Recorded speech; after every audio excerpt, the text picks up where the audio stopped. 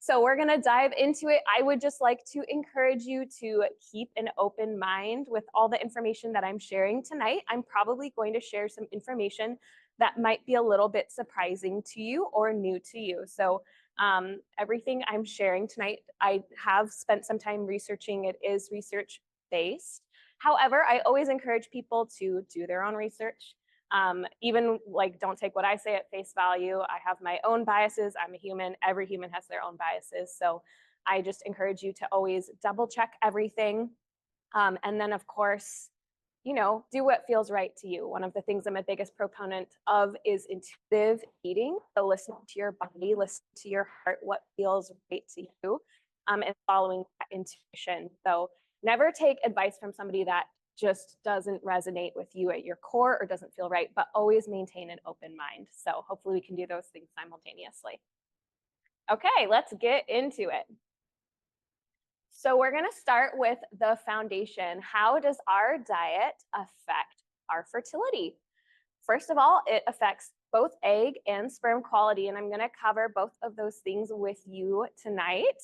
I was hoping we could at least have one gentleman represented here in the audience, but hopefully somebody has joined online. Otherwise, for everybody, just you're going to drag your partners through this presentation and share the slides with them. And you'll notice too, you have a little card on your notebooks. If you scan that QR code, you get the full slide deck and all the references. So you can take this home to your partners, you can share with them and make sure that they see all this information because it pertains to them. Takes two to tango. So the quality of each egg and sperm is a reflection of your overall health and nutrient status during the previous 3 to 8 months. You've probably heard this information before, but it is important to start taking care of your health now in the hopes of getting pregnant soon. For all of you, I know that every month is a hopeful month. And every month that you have to build your nutrition stores is excellent. So the way that I looked at it when I was in my own journey was, okay, didn't happen this month. It's another month for me to get healthier, another month for me to create the ideal nutritional status for the baby that I know I'm going to carry someday. And that gives you at least a little bit of a positive edge to it where you say, okay, one more month to get a little bit healthier, one more month to give that kid an extra fighting chance. So 3 to 8 months is about how long it takes for our nutrient intake today to affect our eggs that will ovulate and menstruate later. And same for sperm. Okay.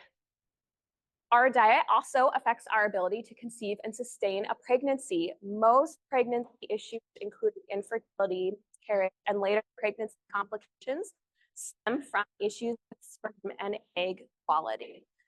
They result from implantation, embryo development, and placental health, which you may be surprised to know is a direct reflection of sperm quality. Sperm is blueprint for the placenta.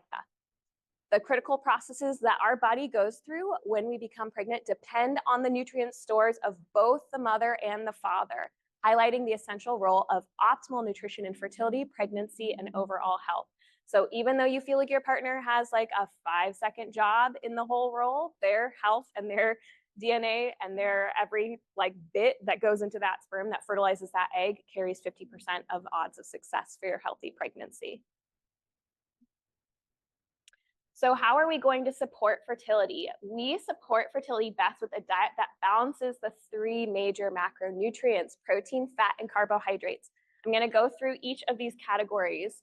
And of course, there is like 1,000 slides that I could create and talk about each individual nutrient and why it's important in each vitamin, in each mineral. And I thought that that might be a little too in-depth to cover in one presentation. So what we're going to focus on is the main macronutrients, balancing those macronutrients, what a balanced meal looks like. And if you balance those, they should provide the nutrition that you need on a daily basis to conceive and carry a pregnancy to term.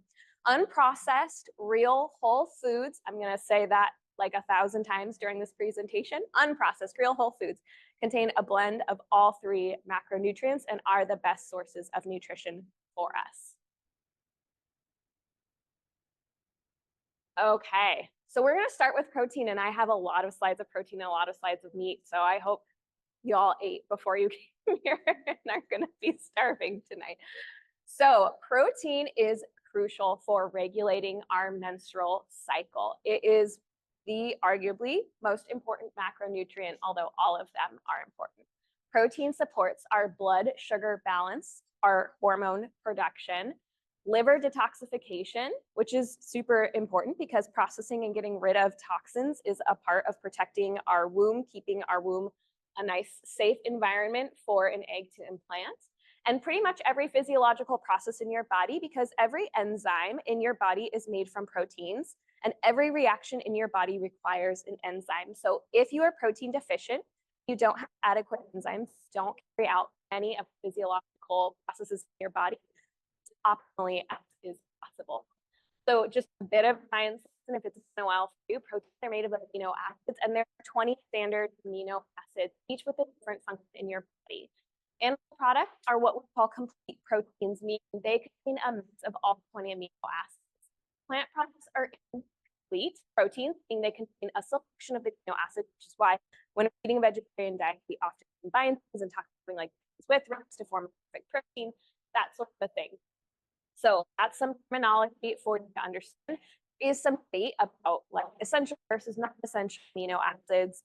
And what that generally means is essential means you have to get them from your diet. Non-essential means you can generate them in your body. There's now a lot of debate about whether that's actually factual and true, and if there really are any non-essential amino acids, because it seems more and more these days we actually need to be getting every amino acid from our diet, and we're not generating enough to carry out physiological process in our bodies. I said physiological potty. I don't know if y'all know that. So the quality of protein is really important. It depends on the balance of the amino acids, so ratios there is, how much of each one there is, and how easily they can be digested in our digestive tract for absorption, and their availability for protein synthesis. So we need to be able to take the proteins we eat, break them down, and convert them to other proteins, which means we need to have optimal digestion. Simply put, the quantity of protein you consume is not the only crucial factor, and this is really important to understand. It's also important to consider if your body can effectively digest and absorb it, because you eat all the protein you want, and if your body is not digesting and absorbing it, it's not going to prove beneficial. Ensuring your diet includes sufficient high-quality protein is essential for preserving your fertility. So protein intake affects the menstrual cycle. Too little protein can prevent or delay ovulation. It suppresses the release of something called luteinizing hormone. If you have done those like OPK, where you're tracking if you're ovulating, that's what you're tracking, is that luteinizing hormone. When ovulation does occur on a low protein diet, egg quality may be affected with the mitochondria within the egg. So mitochondria, powerhouses of your cells, being affected and damaged mitochondria, which impacts the ability of the egg to implant. And again, it's not just quantity, it's quality. So vegetarian women are over 5 times more likely to suffer from menstrual cycle irregularities compared to omnivore. So in studies where they've compared women who are eating vegetarian diets, eating plant-based proteins, to women who are eating omnivorous diets and eating animal-based products, even when they're consuming the same amount of protein, and the women who were eating a higher ratio of plant-based products had significantly more problems with PMS than women who were eating animal-based proteins. Additionally, vegetarian and vegan diets do not provide the optimal quality and quantity of a number of key nutrients necessary for sperm development, including vitamin A, vitamin B12, iron, zinc, DHA, selenium, taurine, carnitine, creatine, and a number of amino acids. And I'm going to go through these and what roles they play in your fertility and optimal menstrual cycle health and optimal sperm health. For women who are dealing with PCOS, I am one of them, protein intake is especially important. In studies where protein makes up 30% of caloric intake versus 15% of caloric intake, improvements were seen in menstrual cycle health, androgen levels, weight loss, and insulin sensitivity.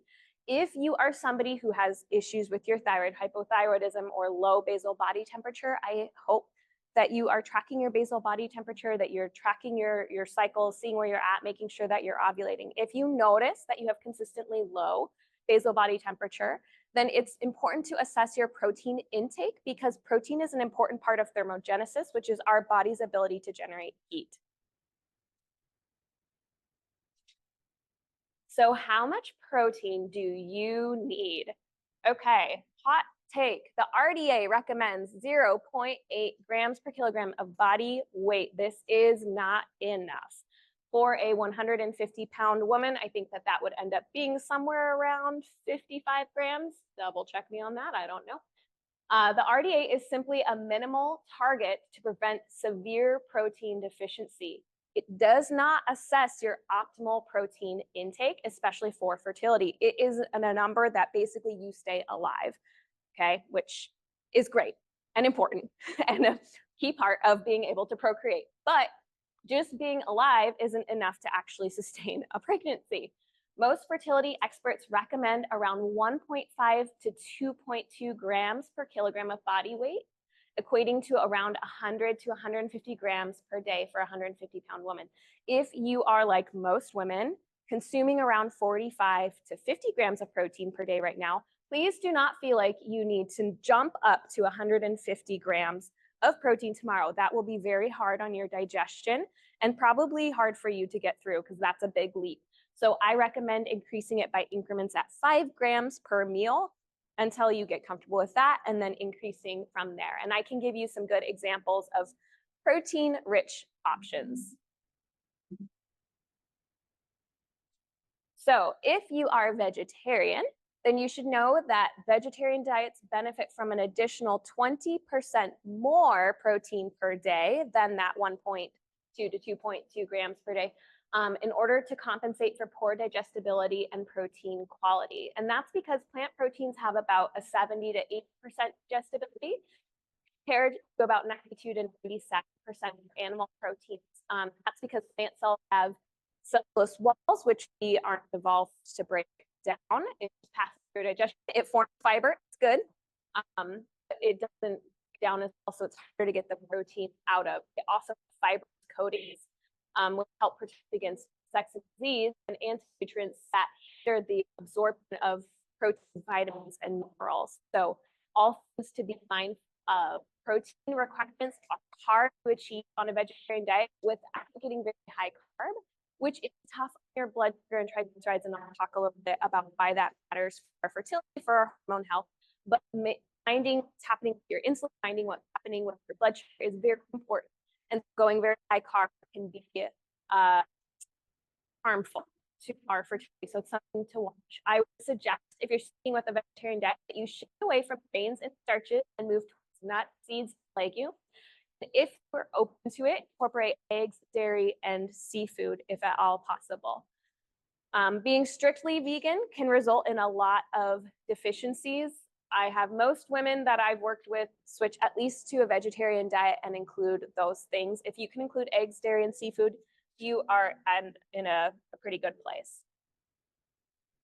Okay, so not harping on the vegetarians, but I'm just being very clear about it, because I think that there's a lot of misinformation about this topic. So it's important to understand that if you are eating strictly vegan or vegetarian, there are micronutrients that might be low or missing entirely. So taurine is one of them. Taurine is one of our amino acids. It's essential for the development of your baby's skeletal nervous systems. And remember that when we get pregnant, our nutrient stores for the past 3 months are what is nourishing that baby. So if you are strictly vegan or vegetarian now, you need to be mindful that you can't just start eating those things once you get pregnant. Your baby is relying on what you've been eating for the previous 3 to 6 months. The best source of taurine is seafood. So oysters, clams, mussels, scallops, and meat, especially organ meats. If organ meats freak you out, I see you, I hear you. And I have some tips and tricks, remind me at the end, for getting those in. And you really won't taste them, and I'm not lying to you. You cannot get taurine from plant foods, and you cannot make enough taurine in your body. It is a non-essential, meaning you can generate it yourself, but you cannot make enough taurine without adequate protein intake. And most women are under consuming protein.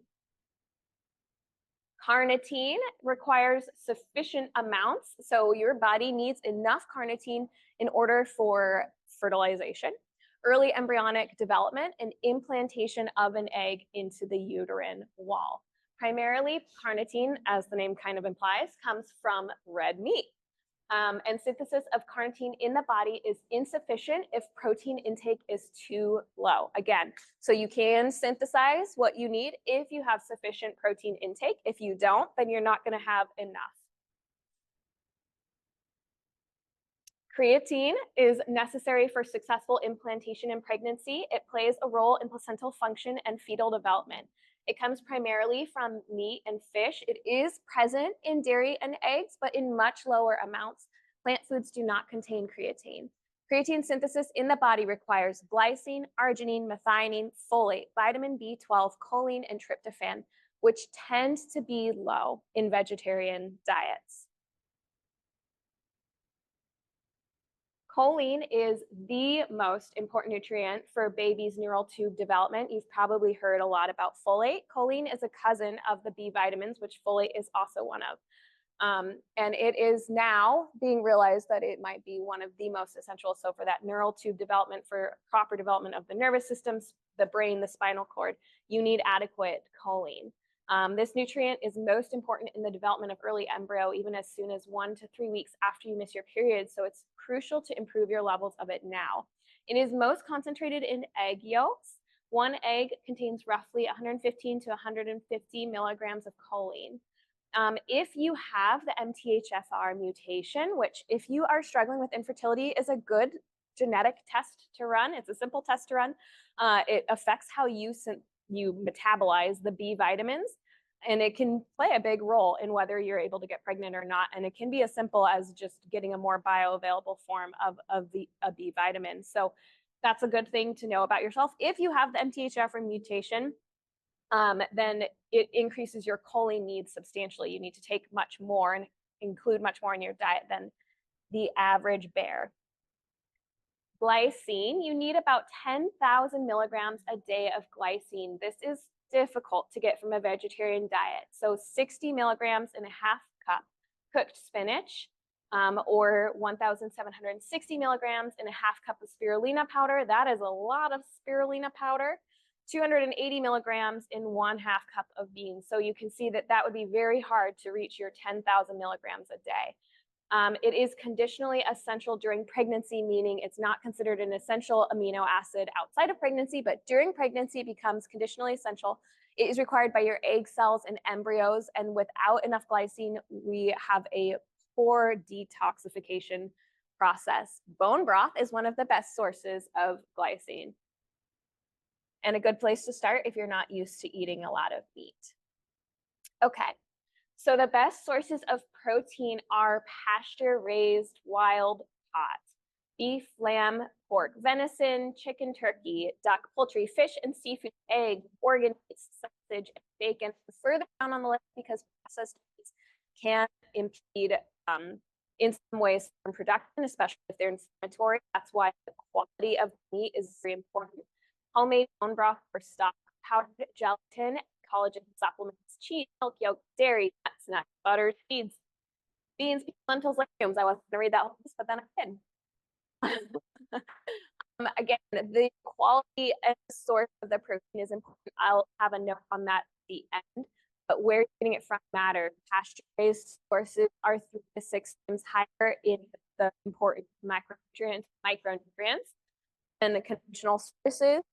And they also are much higher in omega-3 fatty acids and much lower in omega-6 fatty acids, which you may have heard are inflammatory. Omega-3 fatty acids are anti-inflammatory. So the source matters. If you have heard that eating meat is inflammatory and causes heart disease, some of that is bad studies, and some of that is due to the sources and where it was coming from. So animals that are being fed grain, which is not part of their normal diets, are stressed out, they're sick, they're creating a lot of stress proteins. They themselves are very inflamed, and we are eating their inflammatory meat. So it makes sense when you're eating meat from an inflamed animal that it's going to be inflammatory to your body. We are connected with the earth, whether that's woo-woo to you or not, we are.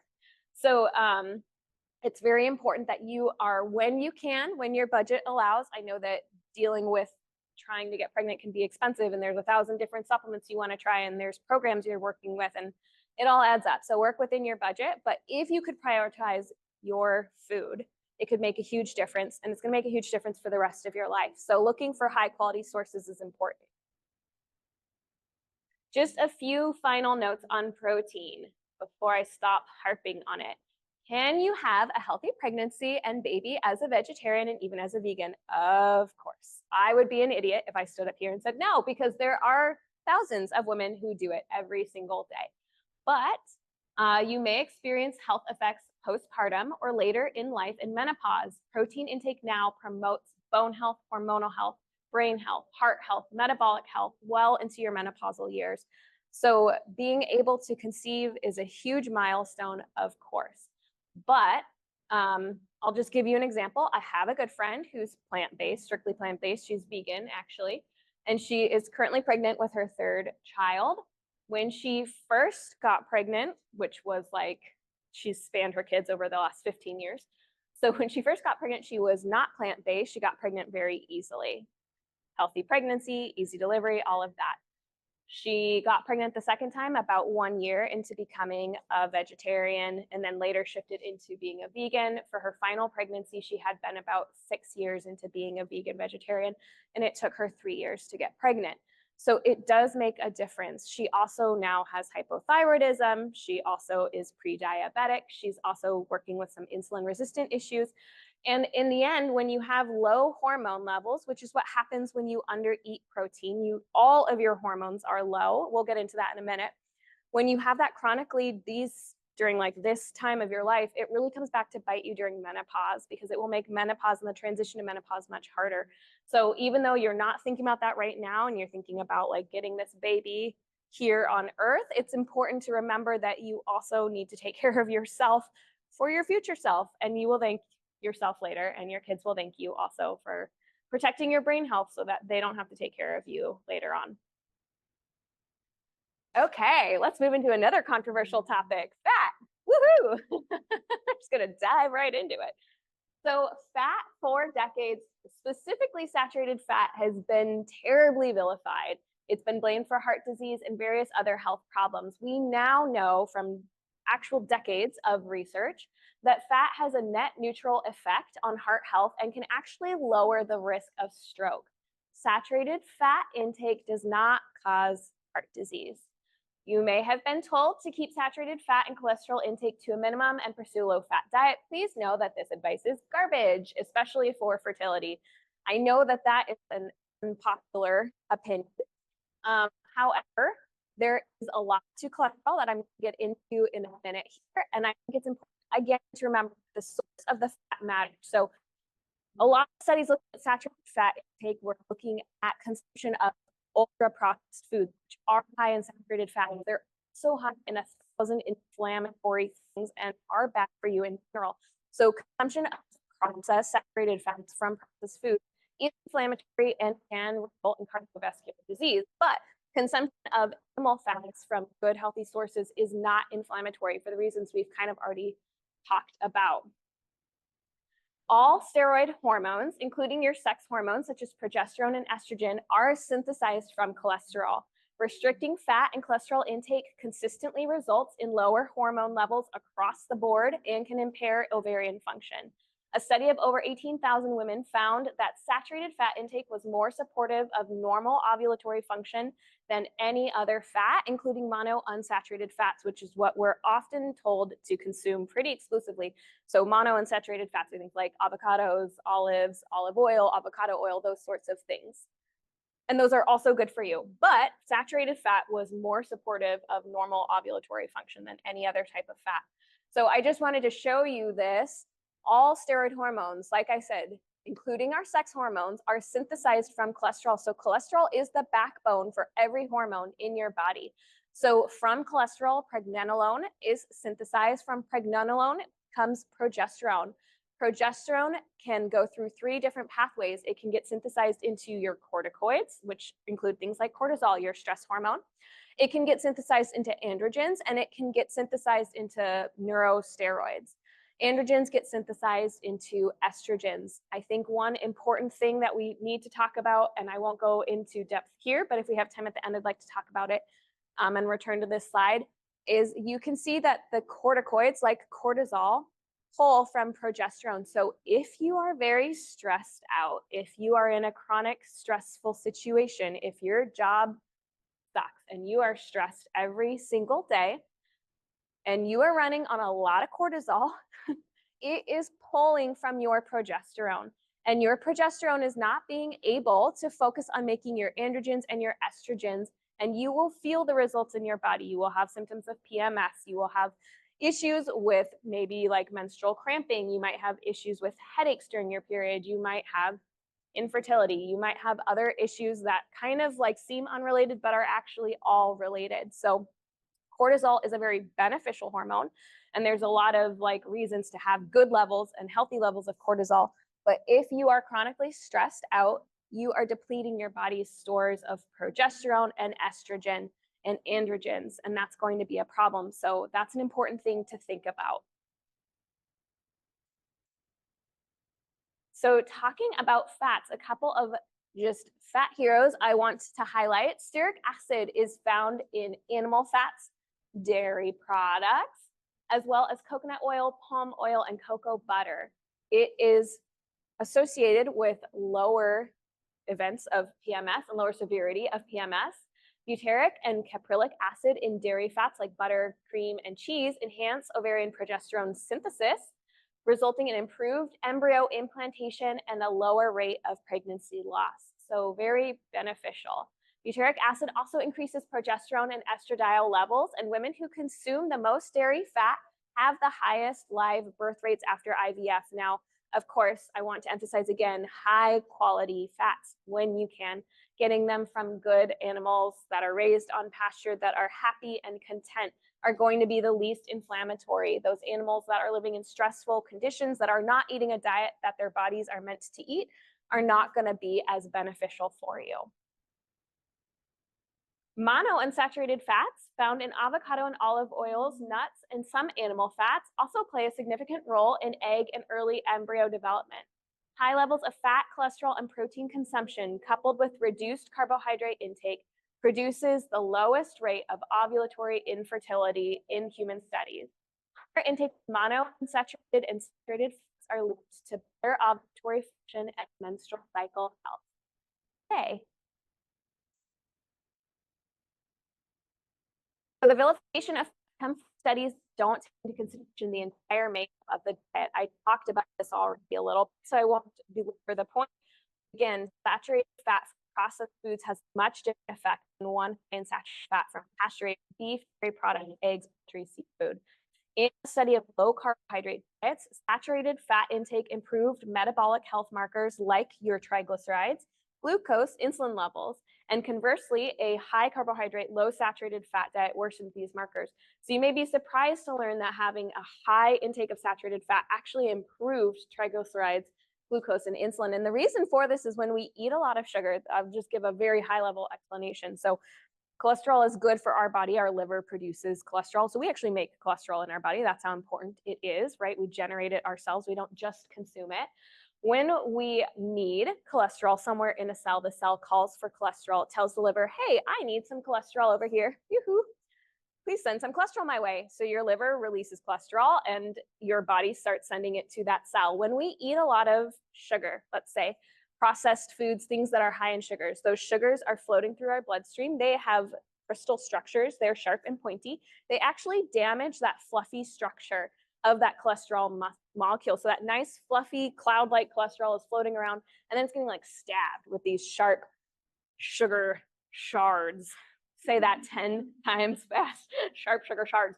So it's getting degraded, and it actually becomes unrecognizable to the receptors at the cell. So the cell has receptors for cholesterol, but it arrives, and instead of being its fluffy cloud-like self, it's like this gangly, mean-looking, crunched up little thing, right? And so then the cell doesn't recognize it. So it thinks it hasn't gotten the cholesterol. It can't take that cholesterol up. Now what happens to that cholesterol? It just circulates in your bloodstream. It's not being taken up by the cells. So the cell says, hey, excuse me, liver, you didn't send that cholesterol I asked for. And so the liver produces more cholesterol and tries to send it to that cell. And then what happens? The same process. So that is actually why sugar contributes to clogged arteries, build up of cholesterol within our tissues, as opposed to actual consumption of cholesterol. So eating cholesterol doesn't necessarily contribute to the higher cholesterol levels. It's eating cholesterol in combination with eating a lot of sugars, which then damage the cholesterol, which then keep your body from being able to take it up and use it. Okay, that's my high level explanation of that. In studies of women with PCOS, high fat, low carb diets were compared to high carb, low fat diets. Protein intake was kept equal. Just 3 weeks on the high fat diet resulted in marked improvements in metabolic health, including a 30% reduction in insulin levels and beneficial changes in cholesterol and triglyceride levels. In as little as 4 to 12 weeks, a ketogenic diet can improve blood sugar and insulin levels, support loss of visceral fat, improve our liver function, decrease serum lipids, and restore ovulation. So a high-fat diet resulted in improvements in cholesterol. Just let that sink in for a minute. And I have seen this with my own eyes working with some of my own nutrition clients who I have worked with to improve their lipid panels, and we've switched them to higher protein, higher animal fats, low carbohydrates, and they have restored healthy cholesterol numbers, and their doctors never believe me, and that's fine. So what are the best fats for fertility? Animal fat. So I won't read through the list this time. You all can take a look at it, but animal fats, things like lard, butter, skin from salmon, skin from the chicken, egg yolks, things like that. Dairy fat, so all of the things that fall under that, butter, cultured dairy. I like things that are fermented like yogurt, kefir, sour cream. And if you have a cow's milk sensitivity and it's possibly to the like A1 protein, if you know that, whether you do or not, you can always try goat and sheep milk products. And a lot of people will find that because that's higher in A2 protein, that they digest that just fine and don't have issues with it. I'm one of those people. I cannot really have cow's milk. It makes me stuffy and inflamed, but I do very well with goat and sheep milk. And then plant fats are also very important. Olives, avocados, coconut nuts, unprocessed oils from all of those foods. Okay, let's talk about the worst fats for fertility. Industrial seed oils, also falsely known as vegetable oils, which sounds much nicer than smashed up dirty old seeds. These are things like corn oil, soybean oil, sunflower oil, canola oil, safflower, cottonseed, any partially hydrogenated oils. Please, please, please stay away from margarine and plant-based butter. These contain unlabeled trans fats. I'm going to get into that in a second. These fats are all extremely inflammatory. They're very high in omega-6 fatty acids, and they can impair ovarian function and hormone production, damage eggs and sperm, deplete our sources of vitamin E, and deplete our sources of DHA and EPA, which come from fish and algae. That's like our food sources of those, but because they deplete vitamin E, which our body depends on for the absorption of DHA and EPA, it also depletes your own stores of DHA and EPA, which is very important for fertility. The absolute worst type of fat to consume, as I'm sure you've heard, are man-made trans fats, which are created in 2 ways from industrial seed oils and probably more. When liquid vegetable oil is converted into a solid, so like for margarine, like for plant-based butters, like for shortening that comes from plants, when that's one process, right? The process of making, like converting those into a solid denatures the changes basically the structure of the fats and that converts them from what's the cis form into a trans form. We don't have to get into organic chemistry, although it'd be fun to run back down that path. But when, but another way that they're created is when those oils are oxidized by light and heat, especially as they sit in clear plastic or glass bottles on the shelf of the store, as well as by the heat in your body. Yes, oils labeled as trans fat free can convert to trans fats in your body. They are heated, they convert to trans fats, they wreak havoc, they cause a lot of oxidative damage within your cells and overall inflammation, and can cause heart disease and all manner of other issues, including infertility. Consumption of vegetable oils and trans fats are linked with lower fertilization rates and fewer usable embryos in women who are going through IVF. Every 2% increase in trans fat consumption is linked with a 73% greater risk of ovulatory infertility. Women with a high intake of trans fats are 48% more likely to develop endometriosis. I am also one of those women. And men who consume more trans fats have lower sperm counts. I will also say I ate garbage as a kid and pretty much up into my mid-20s. And I paid for it, right, with stage 4 endometriosis. So it is real and it is a problem. Just 2 grams of trans fat per day, which is equivalent to about 1.5 teaspoons of shortening, is linked to longer time to conception, even in healthy couples.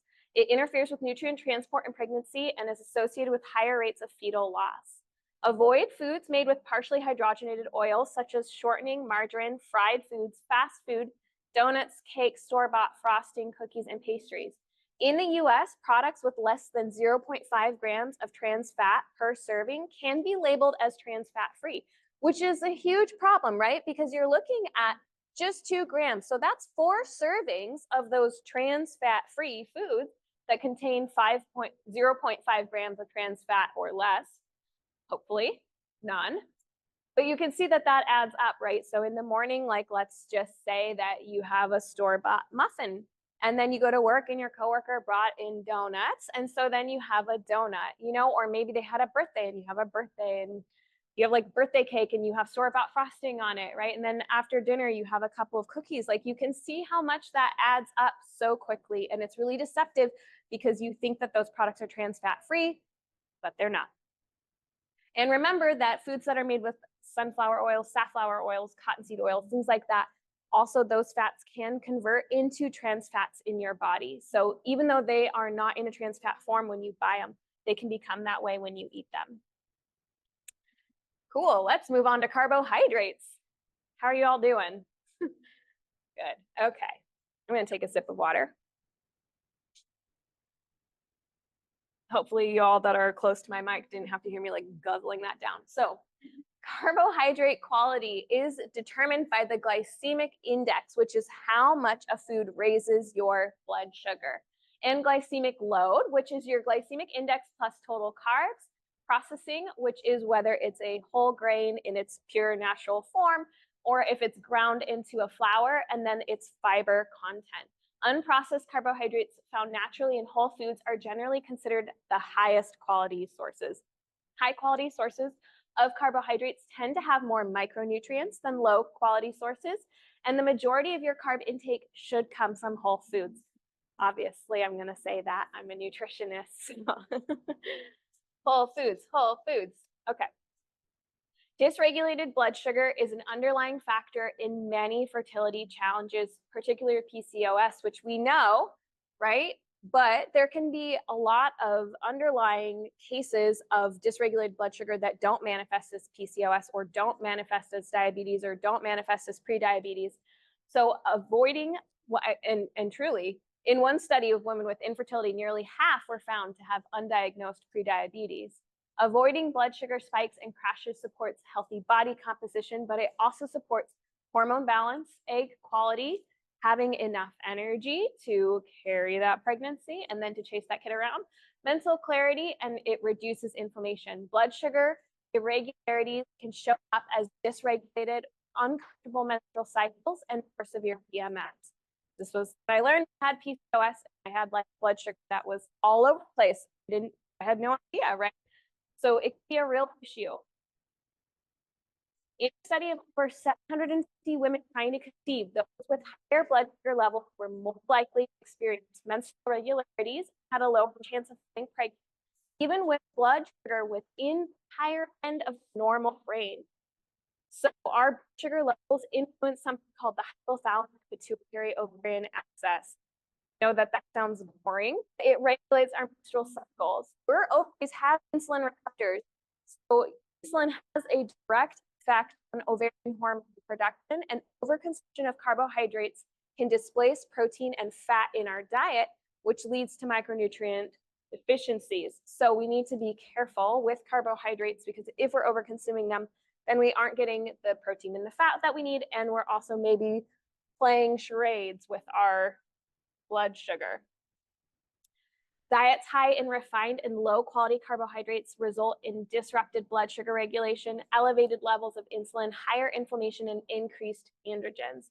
In that same Welch study, following over 18,000 women over a period of 8 years, highest rates of ovulatory infertility were observed in women with the highest intake of carbohydrates.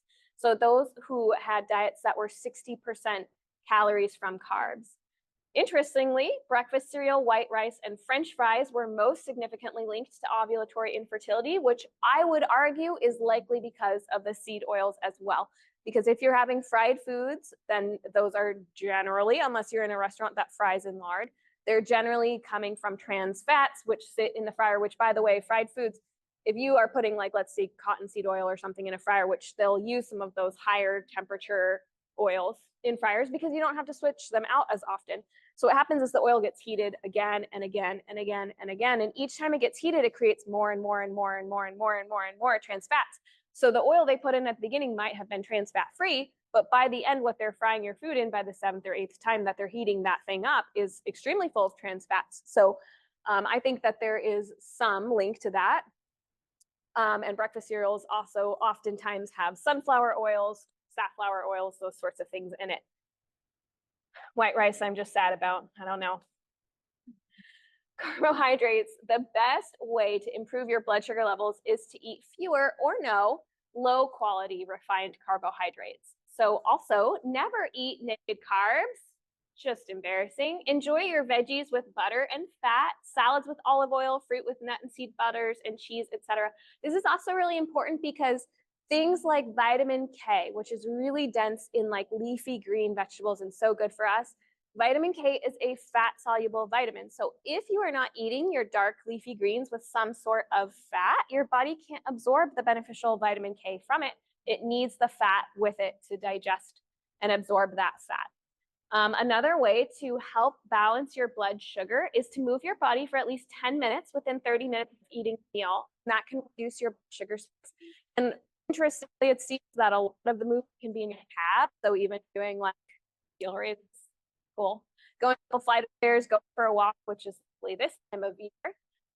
All of those things can reduce blood sugar spikes. And eating your veggies, protein first. So actually, in order for your meal, you can do it. It's not all together. It's veggies, then protein, then carbohydrates. You can eat veggies, protein, and fats, and then carbohydrates last. That can reduce glucose spikes, kind of like form this in your stomach that protects you from it like just more slowly. So you have this big rush of carbohydrates. If you want more information, one of my favorite sources of information about reducing glucose spikes is Jessie the Glucose Goddess. Love her. Got a lot of information and she's a good follow. So if you're looking to balance blood sugar, look for her information. She's on the Instagram. I don't have any other social media, so I don't know. What? Yeah, her name is Jessie and her account is the Glucose Goddess. I cannot pronounce her last name. I know what it looks like. I just don't know how to pronounce it. I'm not going to try and say it out loud. English spiel something. Yeah, there you go. So the optimal range for carbohydrate intake is somewhat individualized. It depends on your personal metabolic flexibility. Some people can handle more and some people need less. Generally, making carbohydrates 15 to 30% of your caloric intake, so around 75 to 150 grams per day works for most. If you are dealing with PCOS or blood sugar issues, or you need to lose weight, less than 75 grams a day might be ideal. And for those of you who are athletes, carbohydrate intakes often needs to be higher. Work with your own body and see what works for you. I do like tracking. A really great app is the Chronometer app. I like that one. It tracks macronutrients and micronutrients. It's, I don't remember, it's CH or CRO. CRO, thank you, Anna. CRO, Chronometer.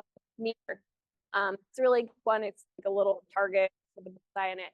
It's user friendly. You can put in foods that you're eating. It will help you know how much protein, how many fats, how many carbohydrates you're eating today, and it can actually tell you the breakdown of what percentage of your caloric intake those things make up.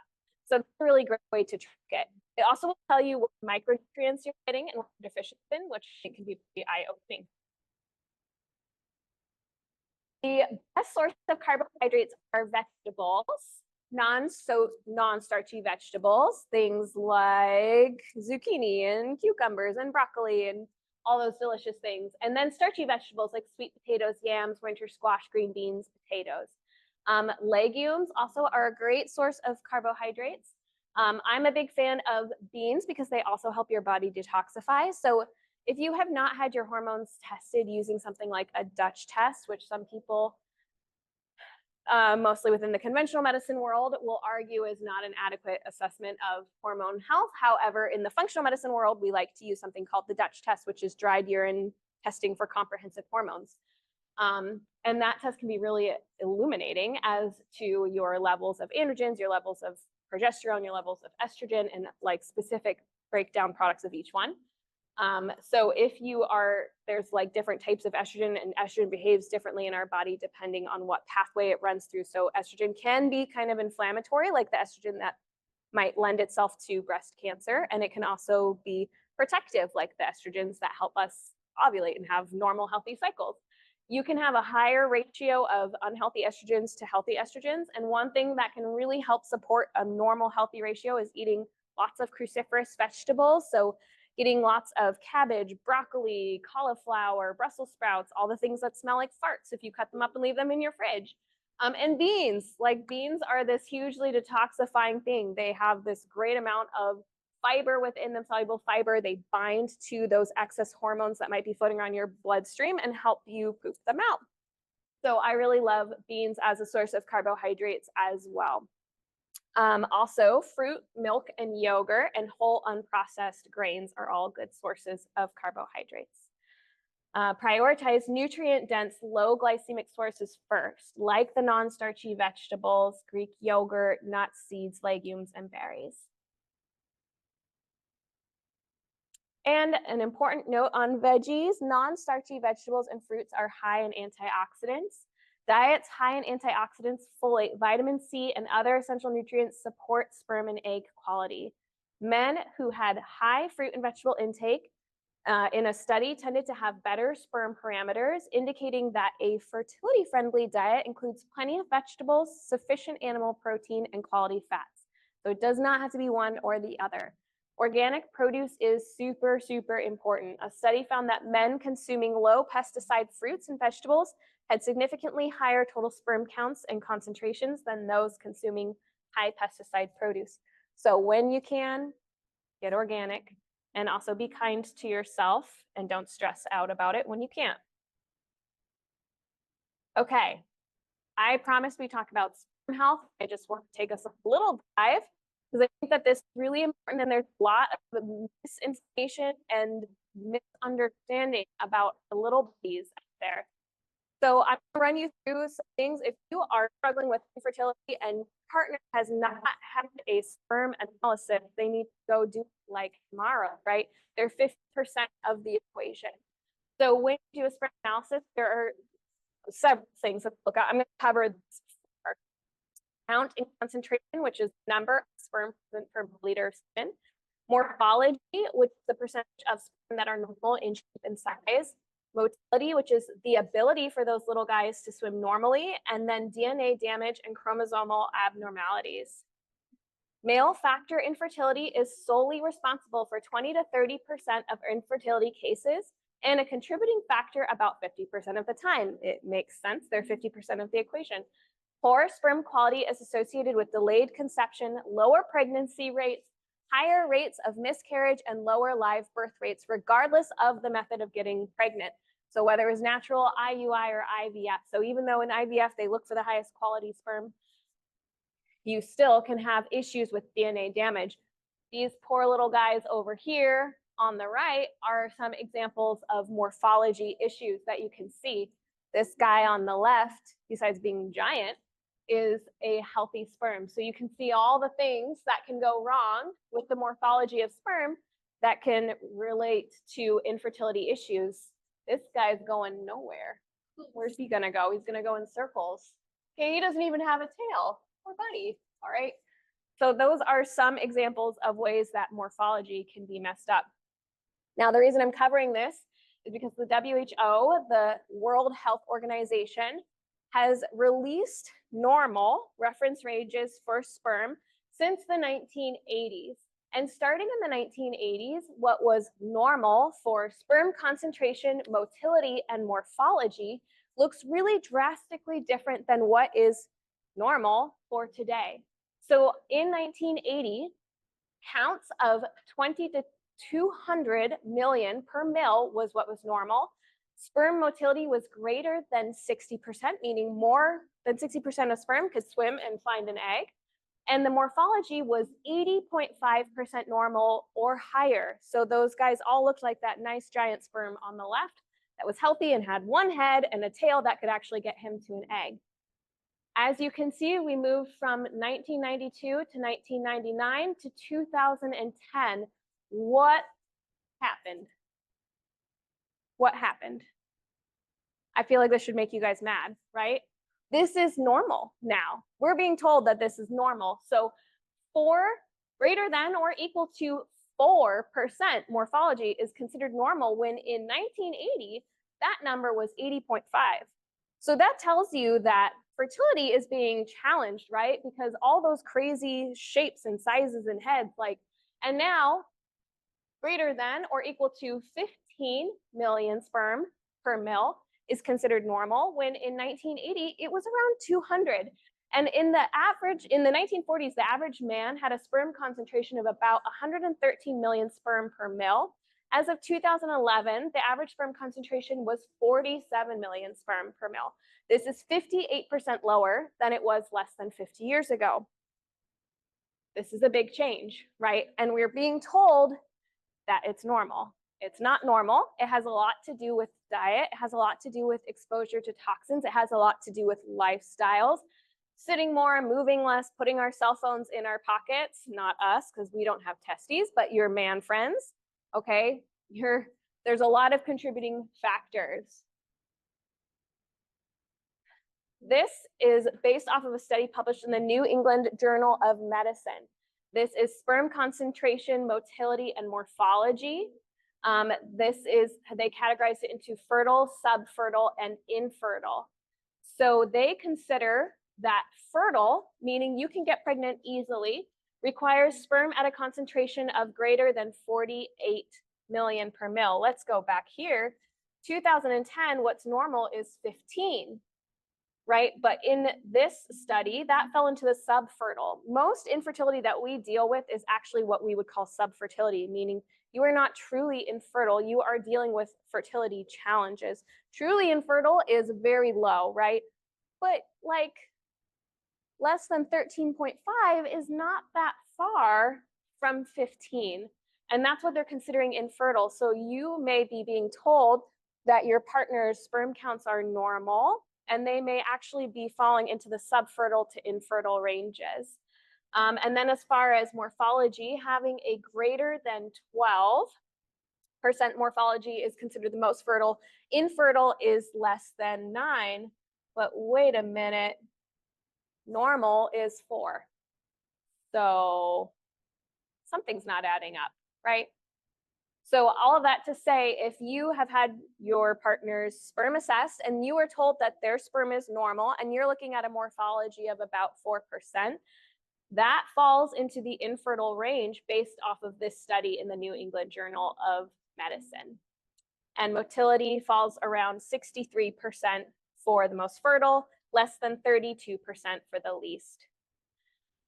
So, not to depress you, just to bring awareness and education so that you understand and can advocate for yourselves.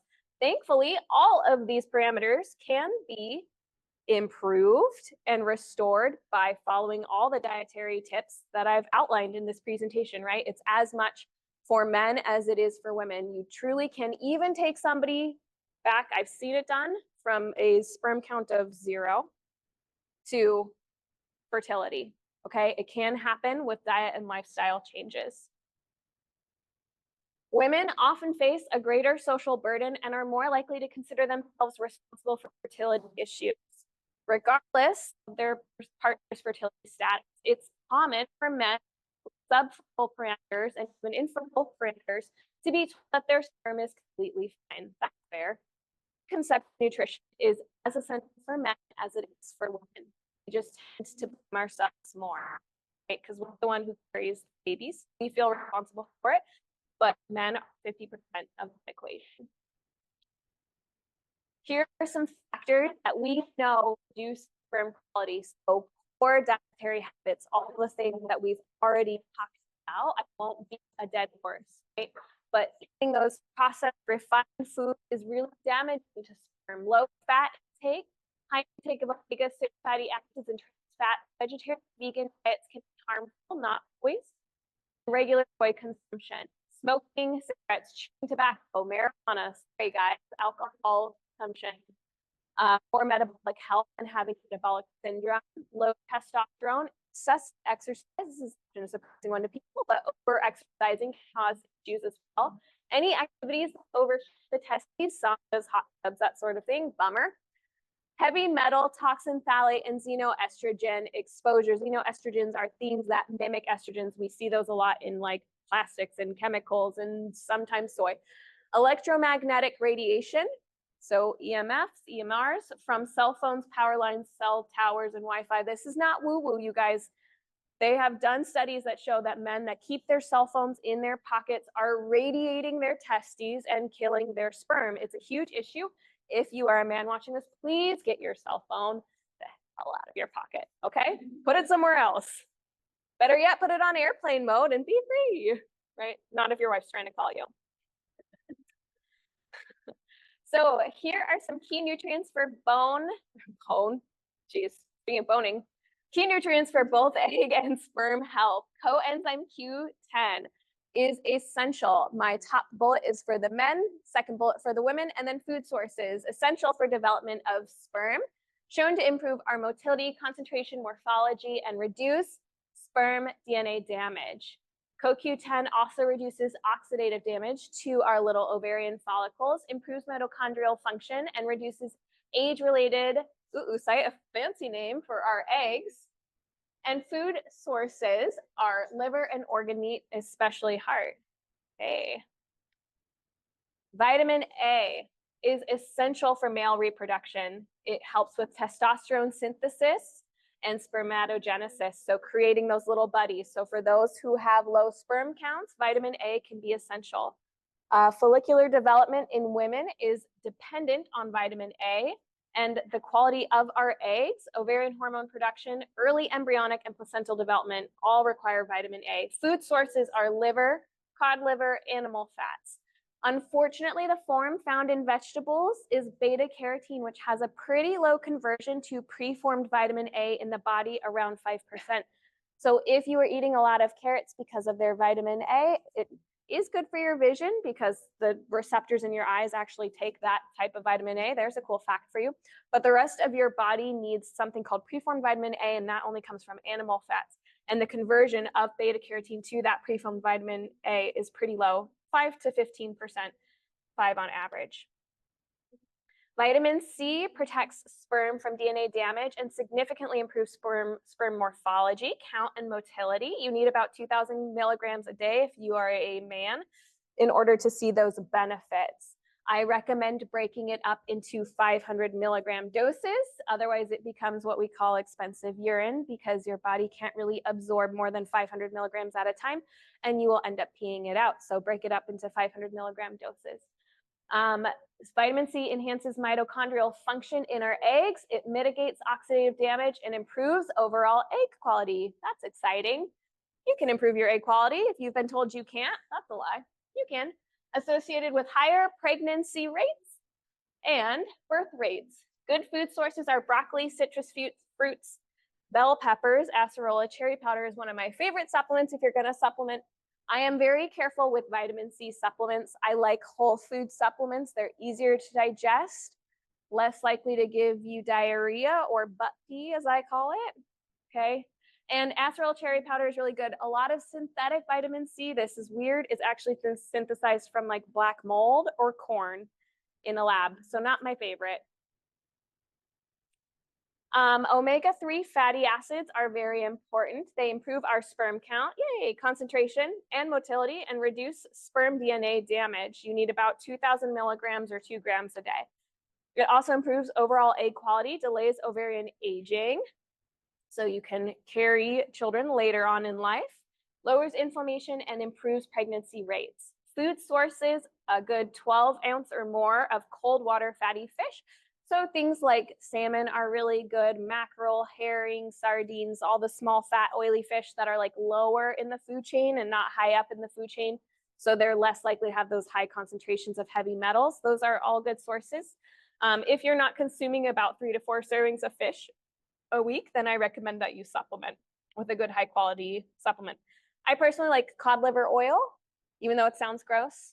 My favorite brand is Perfect Supplements. If you go to perfectsupplements.com, I like the Green Pastures brand. I'm not paid to say that, of cod liver oil. It's actually fermented cod liver oil, which sounds even grosser. It is not.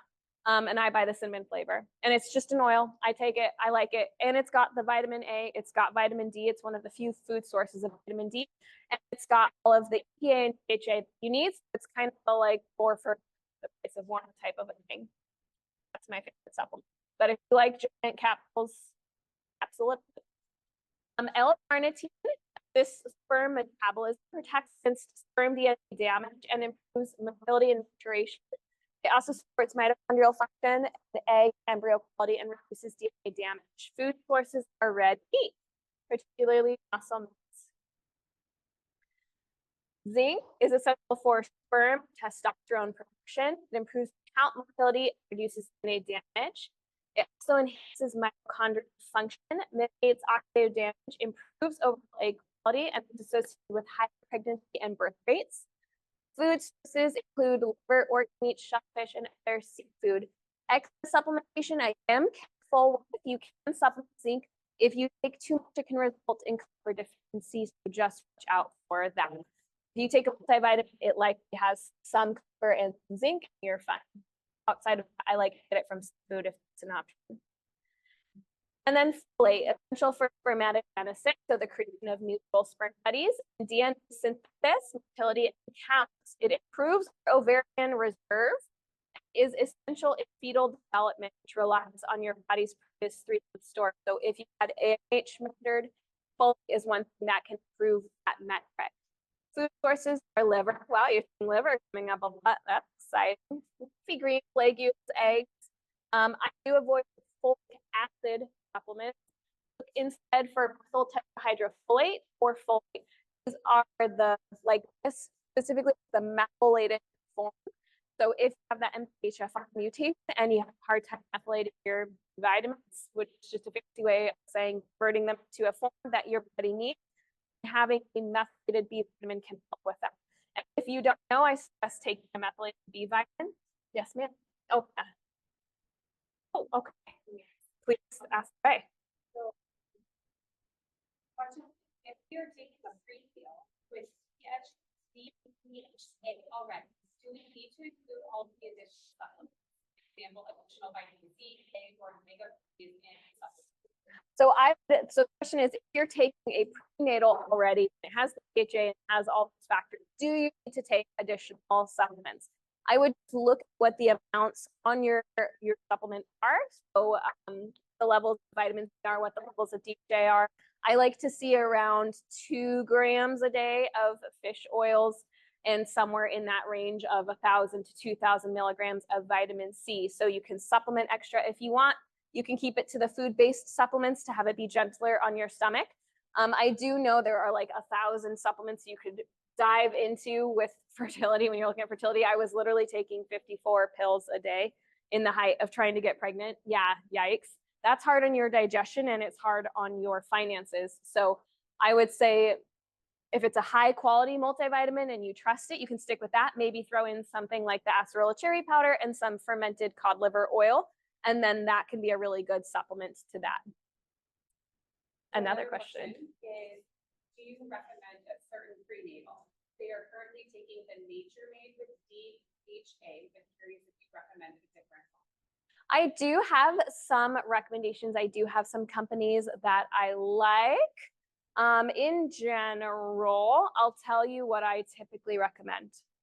I usually recommend desiccated liver capsules because you've seen liver come up 1,000 times here. I like the Perfect Supplements brand of that. I mean, it's just liver in the form of a capsule, so you don't have to eat actual liver. My ideal prenatal supplement would be those combined with the cod liver oil, combined with the acerola cherry powder and the methylated B vitamin. There's lots of good brands. Most of what I recommend is typically available through healthcare providers. So companies like Orthomolecular or Zymogen that make more high quality supplements typically will only go through healthcare providers for those supplements. So let's see, Thorne is a good company that I really like. I think that Mark Hyman now has a prenatal that I like, and Weenatal might be another one. I just like food sources better. So I typically do that, acerola cherry powder, cod liver oil, desiccated liver capsules. And then I do include that methylated B vitamin for extra B, just because if you don't know if you have the MTHFR mutation, what you're getting from a liver capsule might not be enough. That makes sense. Coolio. Oh, and then vitamin D also on top of that. Vitamin D regulates the testes, semen parameters, hormone production, and reduces oxidative stress.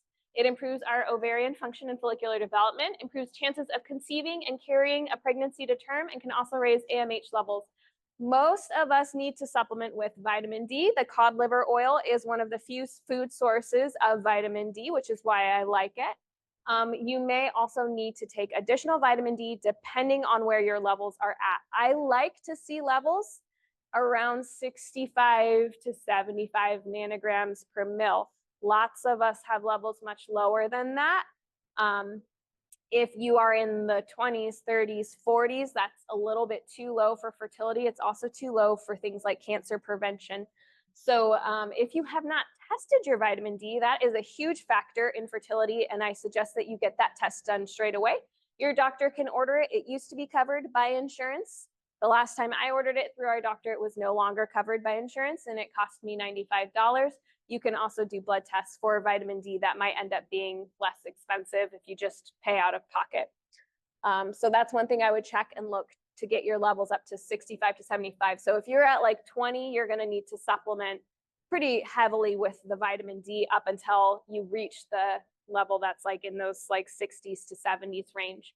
And you can supplement with 5,000 to 10,000 IU a day until you reach that level, and then you can back it off. When I say full body sunlight exposure, I mean like full body clothes, no screen, nothing, for 15 minutes. Oh, most everybody needs a supplement because in addition to needing to be out in the sun totally naked, which I don't know how many of us have that opportunity depending on where we live.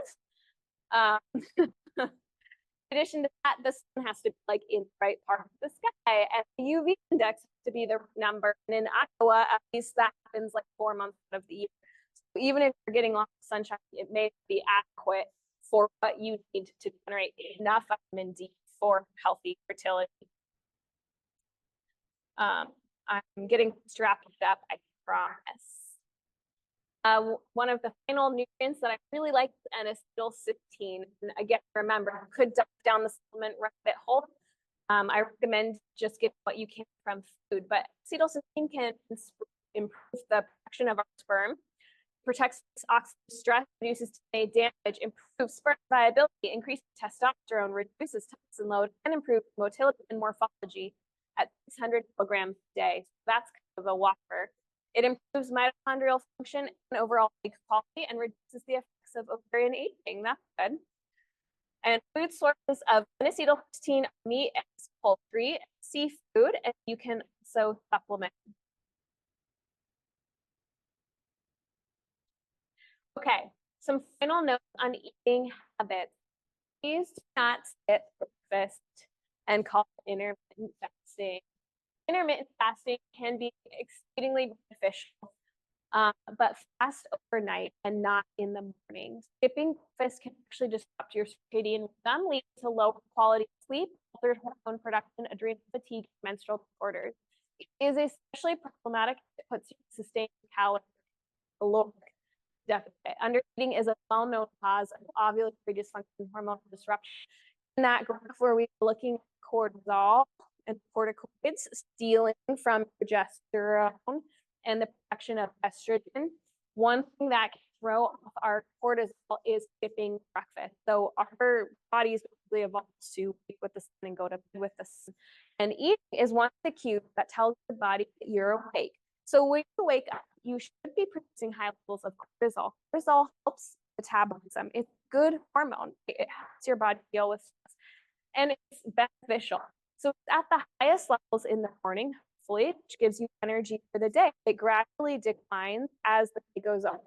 It's the lowest at night because it boosts your metabolism. And is lowest at night. That means that your metabolism is lowest at night. So many of us have this first.